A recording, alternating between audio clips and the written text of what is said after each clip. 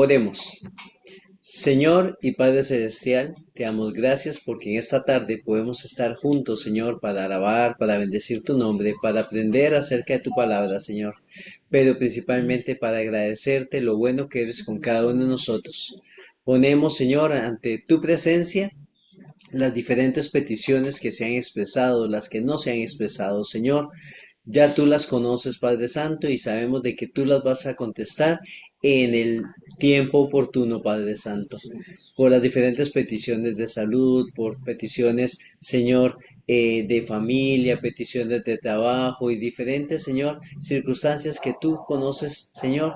Todo lo ponemos en tus manos, Señor, entendiendo que tú vas a trabajar de acuerdo a tu propósito para cada uno de nosotros o para el propósito que tienes para cada una de las personas por las cuales intercedemos. Te damos gracias, Señor, por tu bendición y te pedimos, Señor, de que seas tú quien nos hable a través de la enseñanza y que lo que aprendamos lo podamos poner en práctica. En el nombre de Cristo Jesús damos gracias por todo. Amén y amén. Hermano Amén. Eric. Bueno, muchas gracias, Naamán. Gracias a cada uno de ustedes por su fidelidad y por su interés en seguir creciendo y aprendiendo juntos acerca de nuestro Señor Jesucristo y acerca de lo que Dios tiene para cada uno de nosotros. Con esta parábola de hoy nos quedan tres parábolas. eh, sí, tres parábolas para ya terminar con las parábolas de Jesús y comenzar una nueva serie. Estas parábolas, esta en particular, están en un contexto profético. Entonces vamos a hablar un poquito de profecía. Antes de entrar a la parábola, es nada más una referencia. Estoy tomando los apuntes de esta referencia del libro Entendiendo la profecía. Entienda la profecía de los últimos tiempos, del doctor Paul Benwer. Él es un profesor del Seminario Teológico Bautista y tiene varios ministerios y varios libros que son de referencia en algunos seminarios también. Y él dice que la profecía bíblica ha sufrido gravemente a manos de amigos y enemigos por igual. Algunos tienen un fuerte prejuicio contra el sobrenaturalismo y la profecía predictiva, la que ve el futuro. Por consiguiente, siempre ven la profecía bíblica como nada más que la expresión fantasiosa de la imaginación creativa de una persona, o a veces como la historia escrita bajo la apariencia de profecía. Las personas con tal actitud nunca tienen la palabra profética en alta estima.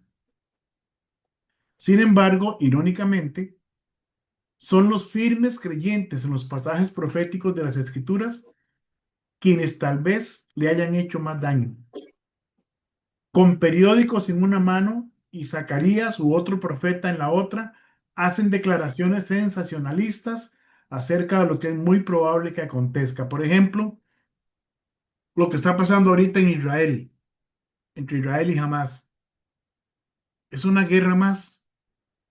Hay otras guerras en todo el mundo. Ahora vamos a ver sobre eso. Y aunque niegan ser los que profeticen los sucesos venideros, sus proclamaciones dejan definitivamente esa impresión. Después de décadas de tales proclamaciones a través de sermones y escritos, muchos creyentes se han vuelto apáticos con respecto a las profecías de la Biblia. Hay personas, hermanos, que quieren acomodar los hechos actuales dentro de la profecía bíblica de manera específica. Vea, esto está en este pasaje, esto fue profetizado aquí, y no necesariamente es así. En el pueblo de Dios hay muchos que tienen la actitud de que cuando Jesús y los últimos tiempos vengan, vendrán. Pero mientras tanto tengo que vivir mi vida en el mundo real. Tal actitud también es errónea, pues la profecía bíblica es para la vida en el mundo real del presente. Este mismo autor nos anima a estudiar la profecía diciendo: Dios nos dio la profecía bíblica para que fuera una influencia positiva en nuestra vida diaria. El conocimiento del futuro fue designado para influenciar en gran medida el presente. Es por ello que mencionamos varias razones. Uno, la profecía nos recuerda que nuestro Dios es soberano. Voy a dar algunos pasajes por anticipado. Vamos a ver, hermano Augusto, ¿me puede ayudar con Salmos 21, 1 al 12? Sí. Salmos 21, 1 al 12. Hermana Lidia, ¿me puedes ayudar con Segunda de Pedro 3, 10 al 13?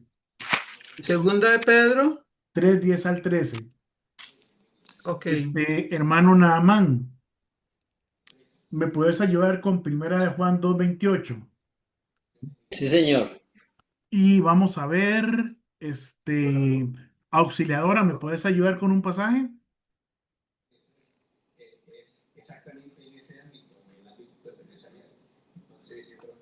A ver si me escuchó. Bueno, entonces, hermanita Zeneida, Sí, señor. ¿usted me ayuda con un pasaje? Sí, señor. Tito 2:13. ¿Perdón? Tito Sí, 2:13. muy bien. Muy bien, entonces vamos a arrancar con Salmos 21, 1 al 12. Salmo 21, 1 al 12. Dice, el rey se alegra en tu poder, Jehová, y en tu salvación, cómo se goza. Le has concedido el deseo de su corazón y no le negaste la petición de sus labios, porque le has salido al encuentro con bendiciones de bien. Corona de oro fino has puesto sobre su cabeza. Vida te demandó y se la diste, largura de días eternamente y para siempre. Grande es su gloria, por tu salvación, honra y majestad has puesto sobre él. Lo has bendecido para siempre, lo llenaste de alegría con tu presencia, por cuanto el rey confía en Jehová, y por la misericordia del Altísimo no será conmovido. Alcanzará tu mano a todos tus enemigos, tu diestra alcanzará a los que te aborrecen. Los pondrás como horno de fuego en el tiempo de tu ira. Jehová los deshará en su ira y el fuego los consumirá. Su fruto destruirá de la tierra, destruirás de la tierra y su descendencia de entre los hijos de los hombres. Porque intentaron el mal contra ti, fraguaron maquinaciones, pero no prevalecerán, pues tú los pondrás en fuga. En tus cuerdas dispondrás saetas contra sus rostros. Amén. Amén. Muy bien. Entonces la profecía nos recuerda que nuestro Dios es soberano sobre toda persona, sobre toda nación y sobre todo ser angélico. También la profecía nos refuerza la verdad de que nuestro Dios es bueno, que tiene un futuro glorioso preparado para sus hijos, pues nos da esperanza en un mundo caracterizado por la desesperanza. Romanos 8:18. ¿Quién tenía Romanos 8:18? ¿Nadie? Sí, se lo di a alguien. Bueno, yo lo leo entonces. Romanos 8:18. Dice,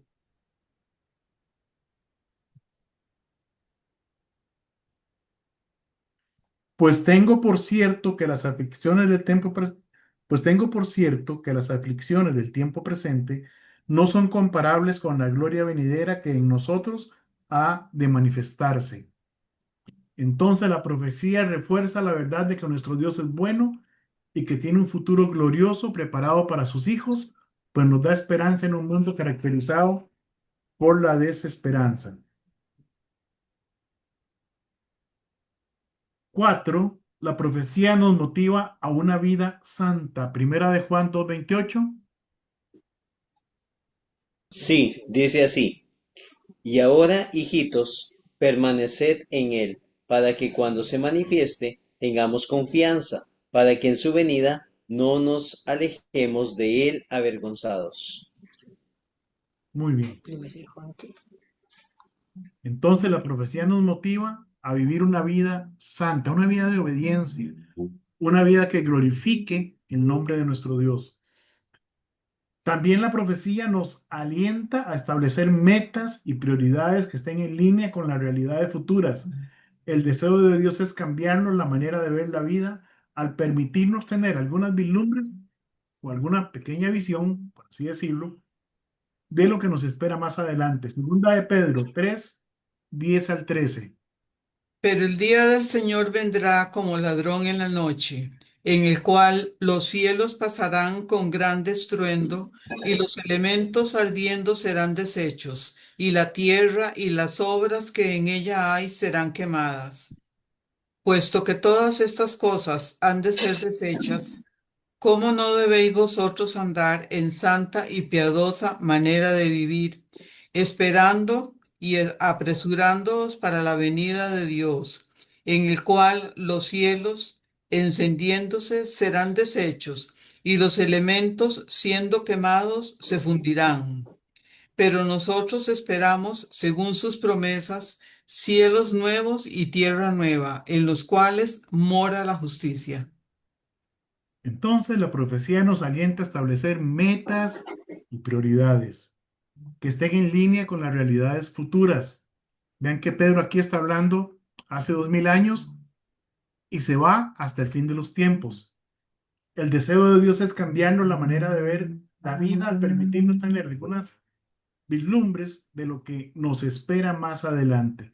También la profecía bíblica nos brinda esperanza. Tito 2:13. Dice así, aguardando la esperanza bienaventurada y la manifestación gloriosa de nuestro gran Dios y Salvador Jesucristo. Muy bien, entonces la profecía bíblica nos brinda esperanza. Entonces no tenemos por qué tenerle miedo, ¿verdad? No es una materia exclusiva de algunos eruditos bíblicos o algunos que han estudiado mucho la Biblia, sino que si Dios la puso ahí es para que todos la entendamos, para que todos nos acerquemos con confianza a estudiarla. Nos dice Filipenses 3:14, prosigo a la meta, dice Pablo, al premio del supremo llamamiento de Dios en Cristo Jesús.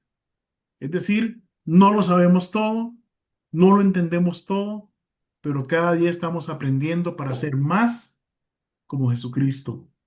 Filipenses 3:20, mas nuestra ciudadanía está en los cielos, de donde también esperamos al Salvador, al Señor Jesucristo. Es decir, tenemos una identidad, tenemos una nacionalidad distinta a la nacionalidad terrenal. Somos ciudadanos del reino de Dios. Según de Timoteo 4:8, por lo demás me está guardada la corona de justicia, la cual me dará el Señor juez justo en aquel día, y no solo a mí, sino también a los que aman su venida. Entonces tenemos esperanza en el futuro. Y sabemos que lo que hagamos para el Señor será recompensado por Él. De hecho, ya está recompensado en la vida eterna que Dios nos da por medio de su Hijo Jesucristo.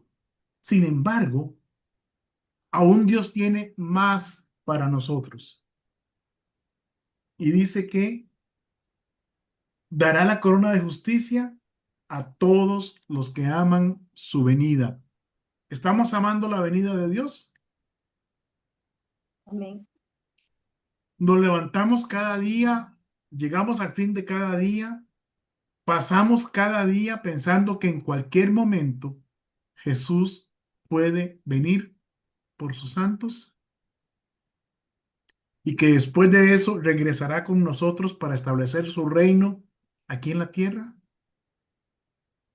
¿O eso es como un cuento? Por ahí dice que algún día va a venir, pero no vivimos interesados en eso. No estamos amando la venida del Señor. La parábola de hoy nos llama la atención sobre esto. Hoy vamos a ver la parábola de la higuera y no tiene que ver con la higuera estéril. Dice Mateo 24, 32 al 35. De la higuera aprended la parábola. Cuando ya su rama está tierna y brotan las hojas, sabéis que el verano está cerca. Así también vosotros, cuando veáis todas estas cosas, conoced que está cerca a las puertas. De cierto os digo que no pasará esta generación hasta que todo esto acontezca. El cielo y la tierra pasarán, pero mis palabras no pasarán. Necesitamos ver un poquito de contexto para poder entender un poquito mejor esto. ¿Qué está sucediendo? Bueno, esta parábola fue dada por el Señor Jesucristo a sus discípulos en medio de un sermón conocido como el discurso del Monte de los Olivos, en el cual Jesús describió el curso de hechos futuros. Recordemos que él acaba de denunciar a los líderes religiosos y políticos y pronunciar juicios en contra de ellos y de Israel, diciendo además que él no regresaría hasta que la nación regresara a él. O sea, hasta que Israel le reconozca como su Mesías, como su rey. Recordemos lo que pasó en los capítulos 21, 22 y 23 de Mateo, las parábolas que hemos estado viendo en estos días anteriores. Primero, perdón, se me fue mucho el... Ahora sí. Primero, Jesús está enseñando en el templo. Entonces los principales y sacerdotes de los judíos cuestionaron su autoridad para hacer esas cosas, enseñar y hacer milagros. ¿Y qué les dijo Cristo? Si ustedes no me dicen a mí lo que les estoy preguntando, tampoco yo les digo a ustedes de dónde viene mi autoridad. Sin embargo, Jesús responde con tres parábolas. La parábola de los dos hijos, la parábola de los labradores malvados y la parábola de los convidados a las bodas. 4. Los fariseos y los herodianos se pusieron de acuerdo entonces para tender una trampa a Jesús y le hacen una pregunta capciosa. ¿Es lícito dar tributo a César? ¿Daremos o no daremos? ¿Recuerdan? Cristo pide una moneda y pregunta de quién es la imagen y la inscripción en la moneda. Ellos responden de César. A lo que Jesús les dice, da a César lo que es de César y a Dios lo que es de Dios. Y en el capítulo 23, Jesús lanza fuertes acusaciones contra los escribas y fariseos. Le manda, creo que son 6 ayes. Ay de vosotros, escribas y fariseos hipócritas, y lanza serias acusaciones contra ellos. Luego hace un lamento sobre Jerusalén, que lo vimos también. Jerusalén, Jerusalén, tú que matas a los profetas. ¿Cómo quise juntaros como la gallina a sus polluelos? Y entonces llegamos así a Mateo capítulo 24. Los capítulos 24 y 25 de Mateo son algunos de los pasajes más difíciles de la interpretación bíblica. Y no es que sean difíciles en sí mismos, sino que tenemos que llegar al contexto de esos pasajes y entender de qué está hablando el Señor. Dice Mateo 24, 1 al 3, cuando Jesús salió del templo y se iba, se acercaron sus discípulos para mostrarle los edificios del templo. Respondiendo él, les dijo, ¿veis todo esto? De cierto os digo que no quedará aquí piedra sobre piedra que no sea derribada. Y estando él sentado en el monte de los olivos, sus discípulos se le acercaron aparte diciendo, dinos, ¿cuándo serán estas cosas? ¿Y qué señal habrá de tu venida y del fin del siglo? Entonces los discípulos le hicieron una pregunta compuesta de 3 interrogantes a Jesús. ¿Cuándo serán estas cosas? Ahí están hablando de la destrucción del templo. ¿Qué señal habrá de tu venida? Es decir, ¿cuándo va a regresar Jesús? ¿Por qué? Porque ellos ya entendieron ahí que al regresar Jesús iba a establecer su reino e iba a ser restaurado el reino de Israel. ¿Y qué señal habrá del fin del siglo? ¿Cómo acaba todo esto? ¿Cómo llegamos al fin? Y estas preguntas son respondidas con el sermón del Monte de los Olivos, denominado así por el lugar donde fue dado. Ahora, tenemos que ver algunas consideraciones sobre el discurso del Monte de los Olivos. ¿A quiénes les está hablando? Según Mateo 24, 1 al 3, Jesús le está hablando a sus discípulos. Y vea que no fue que le habló a una multitud. Posiblemente había otra gente, porque la gente acostumbraba a acercarse a él cuando llegaba al monte para escuchar sus sermones por la mañana. Sin embargo, aquí dice claramente que sus discípulos se le acercaron y aparte le preguntaron, ¿cuándo serán estas cosas? ¿Cuándo es que vas a venir? ¿Qué señales hay acerca del fin?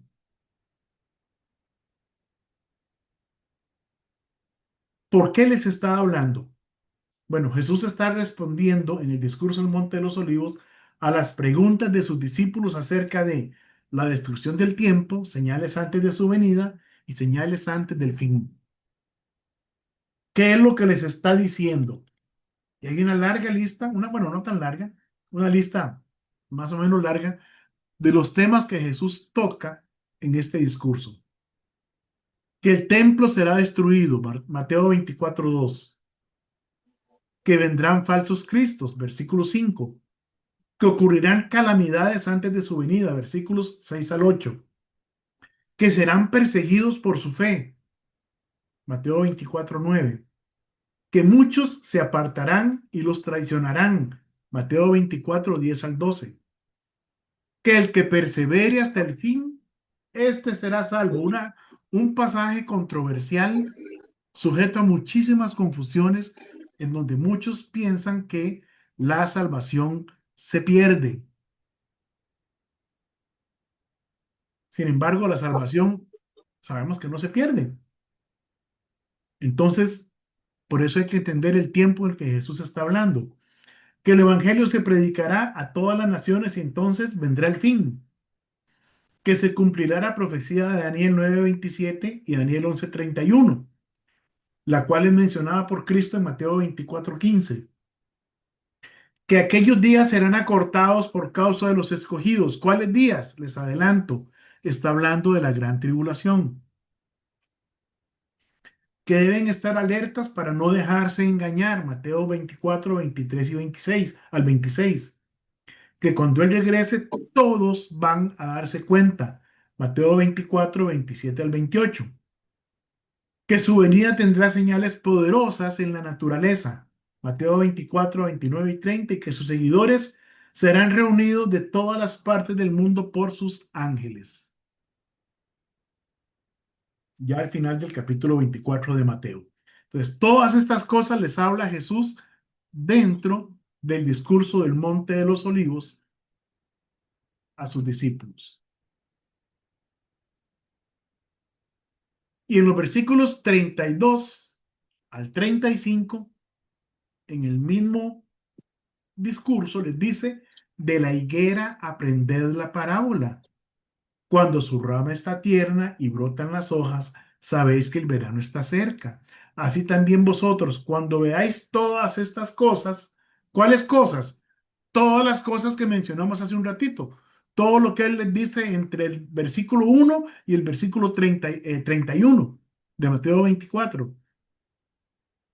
Cuando veáis todas estas cosas, conoced que está cerca, a las puertas.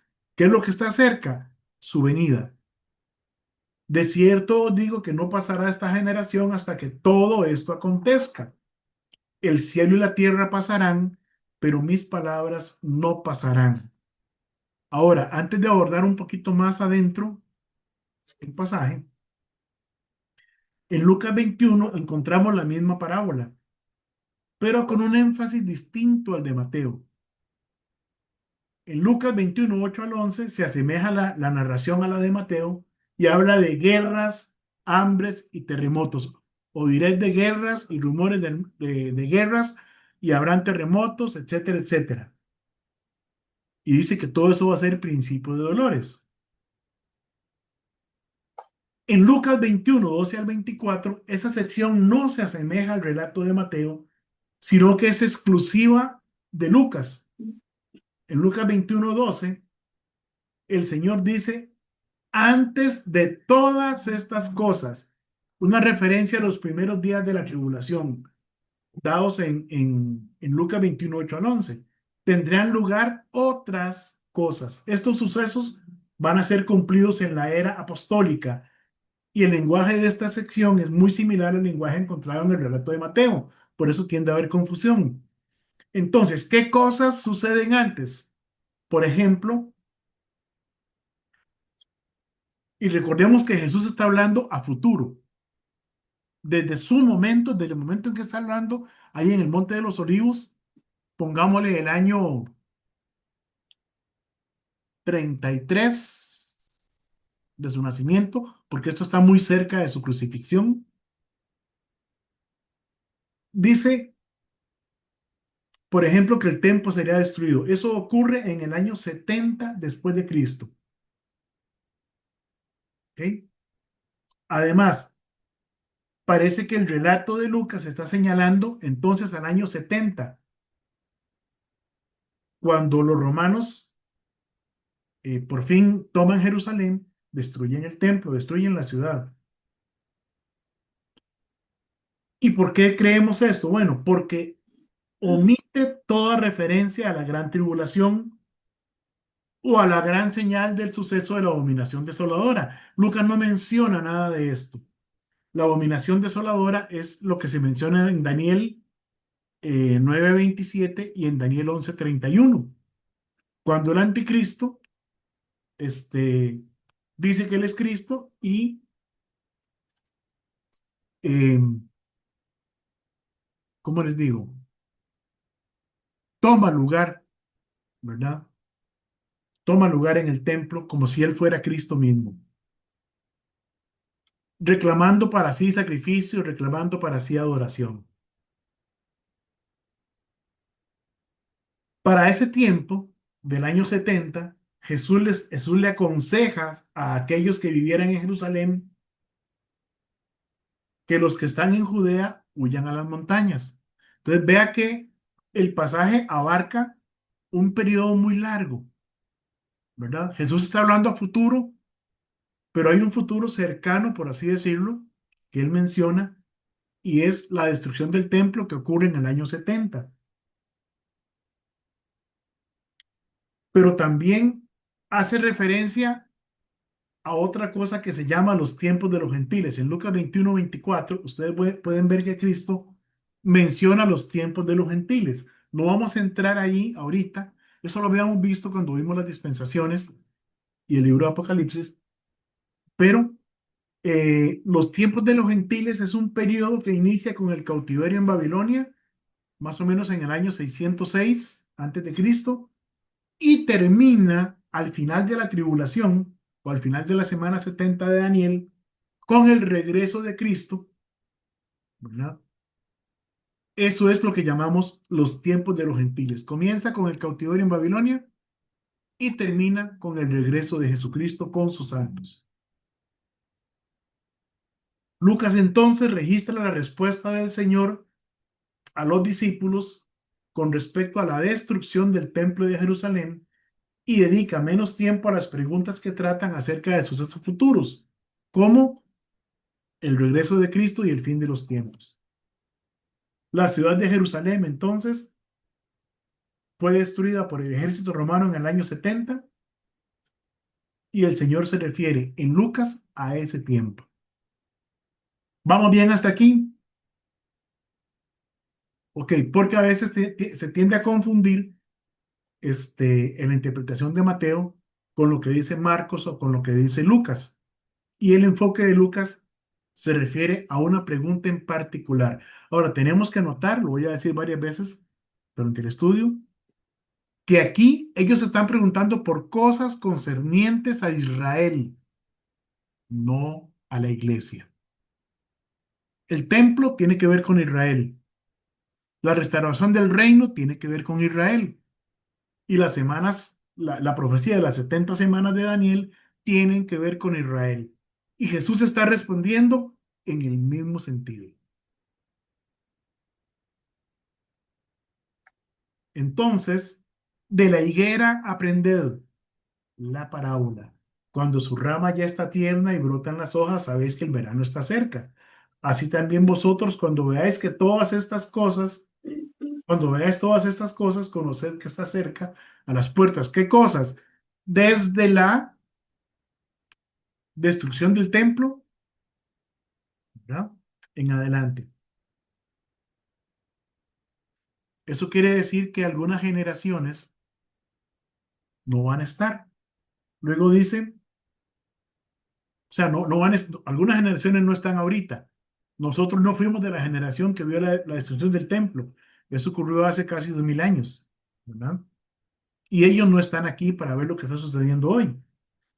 Y nosotros no vamos a estar para ver lo que va a suceder durante la gran tribulación. ¿Por qué? Porque seremos llevados antes. Entonces, como podemos ver en el texto de Mateo 24, en ningún momento en Mateo 24 se menciona la iglesia. Recordemos, Jesús le está respondiendo a sus discípulos sus preguntas en relación con lo que ellos preguntaron. Y todo tiene que ver con Israel y no con la iglesia. Ellos siguen preguntando asuntos concernientes a Israel y Jesús le responde en el mismo sentido. El futuro de Israel. En la parábola de la higuera, Jesús enseñó que cuando la higuera y otros árboles comienzan a florecer, se sabe que el verano está cerca. Él simplemente está diciendo que cuando comiencen a suceder los acontecimientos de los que él está hablando, en el capítulo 24, desde el verso 1 hasta el verso 31, sabrán que su regreso está cerca. Ahí estamos en Mateo 24, 33.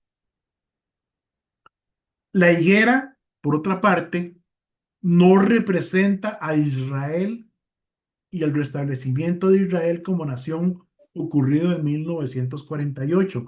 Esa idea no se encuentra en ninguna parte de ese pasaje, ¿no? Muchos, bueno, no muchos, varios teólogos eh, anunciaron que la venida de Cristo iba a ser antes del año 2000, porque la Biblia decía que la generación que viera la restauración de Israel no iba a pasar antes de que Cristo regresara. Pero es que resulta que Israel no ha sido restaurado en el sentido bíblico.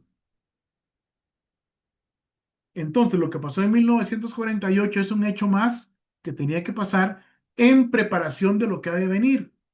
Sin embargo, no tiene que ver con estas profecías directamente. Entonces, la higuera no está representando a Israel y su restablecimiento como nación. Eso pasó el 12 de mayo de 1948 para los que les gusta la historia. Entonces, ¿cuál es la generación que verá el regreso del Señor?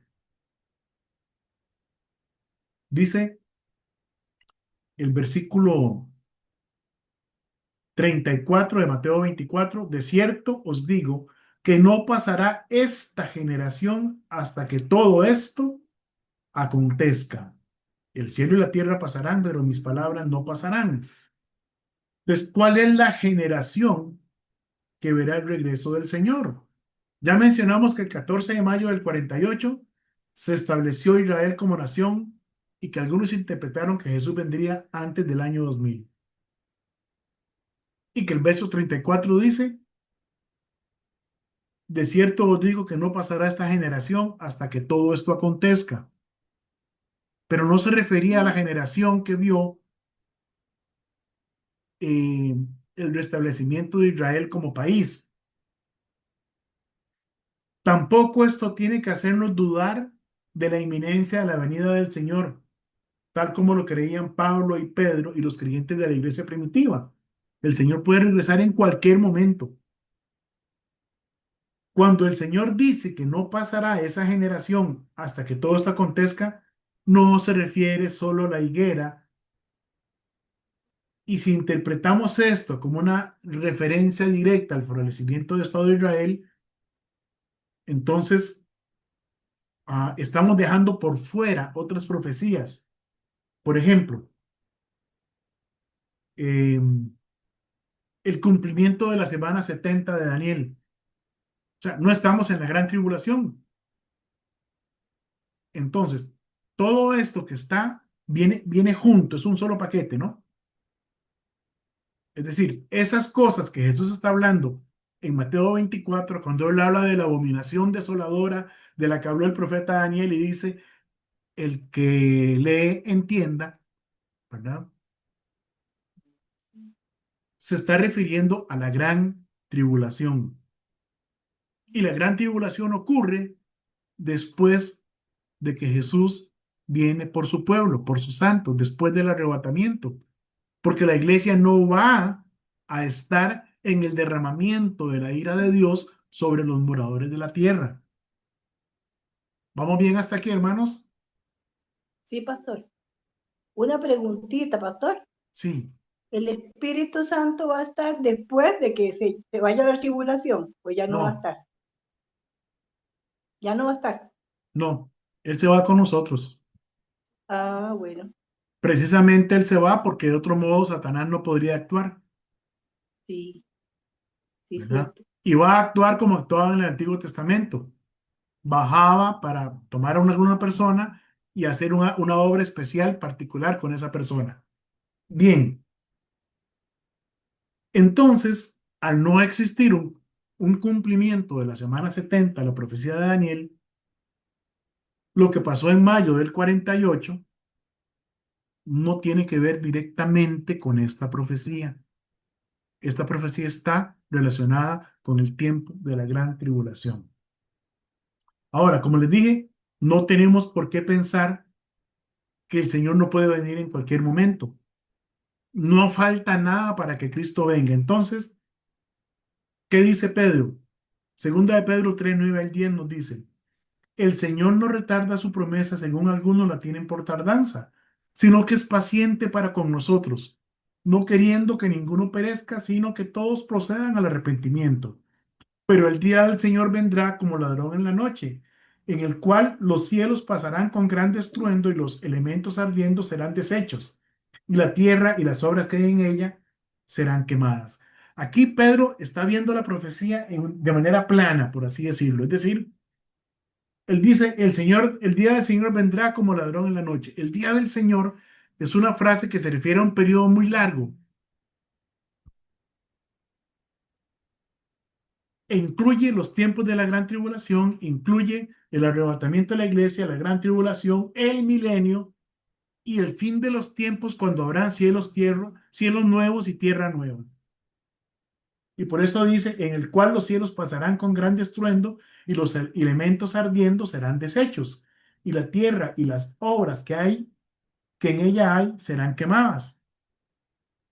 Es decir, no va a quedar nada del mundo como lo conocemos, porque Dios va a crear cielos nuevos y tierra nueva, libres de la influencia del pecado.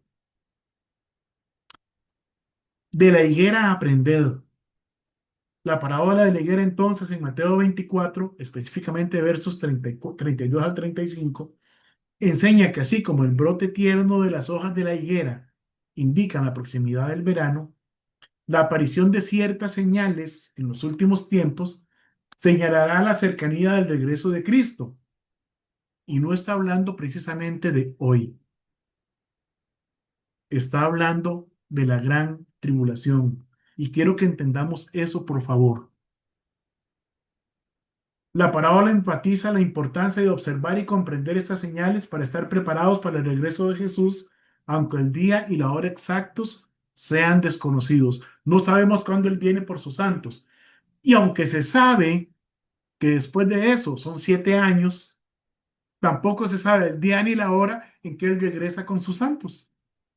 Interesante, ¿verdad? ¿Por qué menciona Jesús la higuera? Porque era una figura conocida para los israelitas. Primera de Reyes 4:25 nos da un ejemplo de eso. Dice, y Judá e Israel vivían seguros, cada uno debajo de su parra, la vid, la mata de uva, y debajo de su higuera, desde Dan hasta Beerseba, todos los días de Salomón. Entonces la higuera era algo conocido para ellos. Ellos podían saber cuándo venía el verano observando la higuera. Así que hace esa aplicación para que ellos entiendan que deben estar atentos a ciertas señales. De la misma manera, Jesús dice que cuando veamos las señales que ha mencionado en los versículos anteriores, guerras, rumores de guerras, terremotos, etcétera, debemos entender que su regreso está cerca, a las puertas. También necesitamos comprender que la historia de la humanidad está marcada por guerras. Sin embargo, en el pasado no tan lejano, los medios de comunicación no eran tan inmediatos como ahora. No había acceso a mucha información. O sea que muchas guerras pasaron y usted y yo no nos dimos cuenta. Algunos podríamos tener la percepción de que solo hay una sangrienta guerra entre Rusia y Ucrania y otra entre Israel y Hamas en la Franja de Gaza.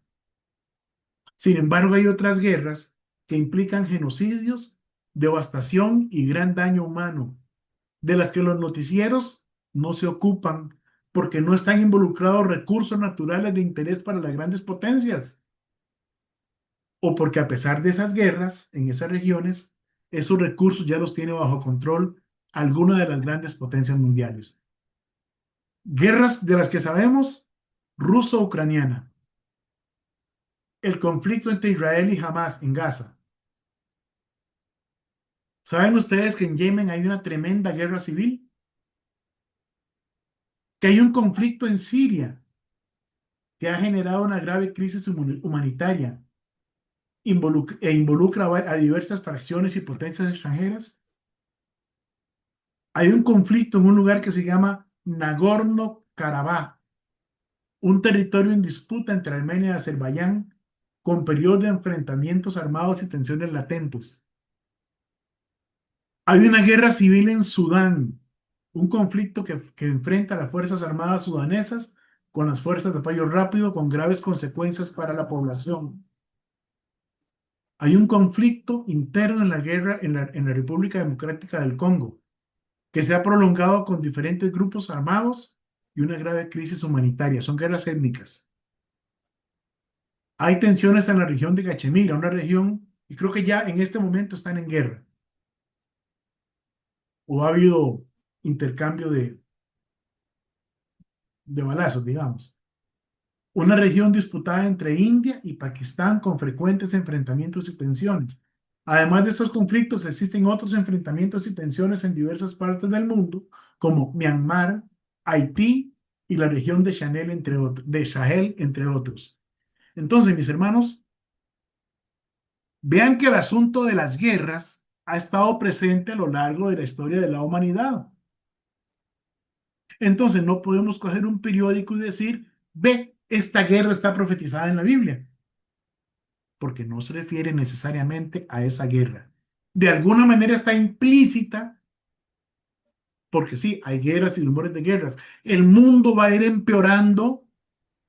Si esperamos que el mundo mejore, mis hermanos, estamos equivocados. El mundo no va a mejorar, va a empeorar y va a empeorar. La corrupción va a ser mayor. Adelante, hermana Zeneida. Don Eric, eso de las guerras fue antes de Cristo, cuando expulsaron a Satanás a la tierra. Entonces ahí fue donde empezó las guerras, ¿verdad? No, no se refiere a eso, sino a No. las guerras que han habido a lo largo de la historia humana. Ah, yo ¿Sí? pensé que era porque como Eva engañó la culebra esta, la serpiente engañó a Eva, ya hubo la guerra ahí que el Señor vino y los tiró a ellos afuera, ¿verdad? Del Edén. No, Entonces, no está relacionado con eso directamente, aunque todo lo que vivimos es consecuencia del pecado original, del pecado de ah, Adán y Eva, ¿verdad? Por lo cual ya todos nacemos pecadores y necesitamos ser redimidos por Jesucristo. sí. Bien, entonces veamos que hay ah, muchos conflictos hoy en día. Sin embargo, no debemos caer en la trampa de tratar de asociar ciertos eventos con profecías para una época en la cual los hijos de Dios, renacidos por medio de Cristo, no estaremos en la tierra. ¿Por qué no estaremos? Porque seremos llevados previamente y allá será el tribunal de Cristo y las bodas del Cordero. Mientras tanto, todo eso estará ocurriendo aquí en la tierra. ¿Y a quién se le está dirigiendo ese mensaje? A Israel. La gran tribulación es por causa de Israel. Va a sufrirlo toda la humanidad, pero es por causa de Israel. Ahora, entonces esta enseñanza no nos sirve para nada. Pues no es así, dice la Biblia, que toda la escritura es inspirada por Dios y útil para enseñar, para redarguir, para instruir, a fin de que el hombre de Dios sea perfecto, enteramente preparado para toda buena obra. ¿Qué nos enseña hoy la higuera? La parábola no solo habla de reconocer las señales cerca del fin, sino también de estar preparados. Así como un agricultor sabe que el verano está cerca, se prepara para la cosecha, los creyentes debemos prepararnos para el regreso de Cristo manteniendo una vida de fe y de servicio. Ahora, ¿cómo nos preparamos para la venida de Cristo? Recordemos que hay incertidumbre sobre el tiempo exacto. Aunque las señales indican que hay cercanía al regreso de Cristo, Jesús aclara que nadie conoce el día ni la hora exacta de su venida, ni siquiera los ángeles o él mismo, sino solo el Padre. La esperanza que tenemos en Cristo y nuestro deber de obediencia a Dios es lo que nos debe mantener. Entonces, nos toca predicar el Evangelio de Jesucristo para los demás, para que los más posibles se arrepientan y sean librados de la ira venidera. Es decir, para que las personas de este tiempo que llamamos gracia no tengan que sufrir la gran tribulación. Esa ira venidera caerá sobre los que hayan elegido vivir en la tierra, sobre los moradores de la tierra, los que dijeron no a Cristo y entonces no se fueron con Cristo y se quedaron en la tierra. Y viene la gran tribulación y la ira de Dios caerá sobre todos ellos. Ellos eligieron vivir en una tierra que fue dañada por el pecado del hombre y no en los cielos nuevos y tierra nueva que Dios hará para los suyos. Segunda de Timoteo 4, 1 al 5 nos dice, te encarezco delante de Dios y del Señor Jesucristo. Estoy en segunda de Timoteo 4, 1 al 5. Te encarezco delante de Dios y del Señor Jesucristo, que juzgará a los vivos y a los muertos en su manifestación y en su reino. Que predique la palabra, que instes a tiempo y fuera de tiempo, redarguye, reprende, exhorta con toda paciencia y doctrina. Redarguir es acusar o poner al descubierto, amonestar, refutar, convencer. Reprender es encargar, censurar, prohibir o reconvenir. Y exhortar es llamar para que se acerquen, invitar o invocar por exhortación o por consolación. Entonces, dice que predique la palabra, que instes a tiempo y fuera de tiempo, redarguye, reprende, exhorta con toda paciencia y doctrina, porque vendrá tiempo cuando no sufrirán la sana doctrina, sino que teniendo comezón de oír se amontonarán maestros conforme a sus propias concupiscencias y apartarán de la verdad el oído y se volverán a las fábulas. Eso ya lo vivimos actualmente. Pero tú, sé sobrio en todo, soporta las aflicciones, a obra de evangelista, cumple tu ministerio. Usted y yo tenemos un ministerio. Ir y predicar el evangelio a toda criatura. ¿Lo estamos cumpliendo? Romanos 8, 18 al 25. Pues tengo por cierto que las aflicciones del tiempo presente no son comparables con la gloria venidera que en nosotros ha de manifestarse cuando regresemos con Él. Porque el anhelo ardiente de la creación es aguardar la manifestación de los hijos de Dios. Porque la creación fue sujetada a vanidad no por su propia voluntad, sino por causa del que la sujetó en esperanza. Porque también la creación misma será libertada de la esclavitud de corrupción a la libertad gloriosa de los hijos de Dios. Porque sabemos que toda la creación gime a una y aún está con dolores de parto hasta ahora. Y no solo ella, sino que también nosotros mismos, que tenemos las primicias del Espíritu, nosotros también gemimos dentro de nosotros mismos, esperando la adopción, la redención de nuestro cuerpo. Porque en esperanza fuimos salvos, pero la esperanza que se ve no es esperanza, porque lo que se ve, ¿a qué esperarlo? Pero si esperamos lo que no vemos, con paciencia lo aguardamos. Juan nos dice en Apocalipsis 21:1, vi un cielo nuevo y una tierra nueva, porque el primer cielo y la primera tierra pasaron y el mar ya no existía más.